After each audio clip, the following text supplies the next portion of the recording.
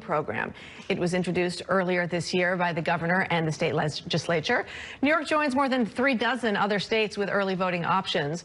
The early voting period starts this Saturday, October 26th, and it extends through Sunday, November 3rd, which gives voters 9 days ahead of Election Day to cast their ballots.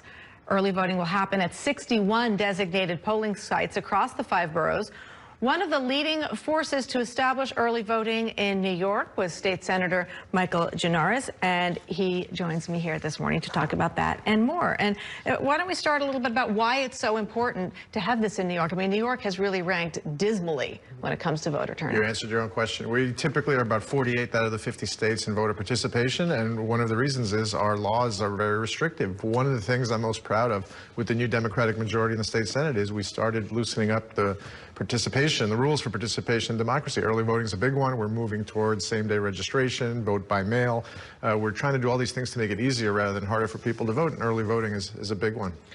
Do you think that the word is out there enough that people know what they need to know in order to participate in early voting? I actually don't, which is why I'm glad we're talking about it today. A number of my colleagues and myself are doing individual mailings to voters in our districts to tell them where their locations are, what they need to know, because it's not the same site you would go to on Election Day. The board has designated only a small number of sites that people are assigned to, and they'd have to, which is different from where they would go on the Tuesday, November 5th this year. So people have to learn about it. They have to do it. It's a good thing it's happening this year, which is a relatively low-scale election. We do have a public advocates race, an important referenda, DA's race in Queens, but it's not like next year, which will be a presidential election year. So the Board of Elections will have a chance to do it with training wheels on, so to speak, and then get ready for the big turnout next year. From what you've seen about how the Board of Elections has been preparing, do you think they're ready even for this smaller scale election? We're worried.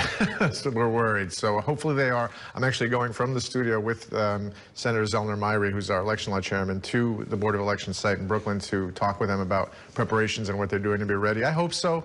And maybe there'll be some growing pains with it, but it's going to be a good thing overall and get more people to the polls. So you yourself may face a primary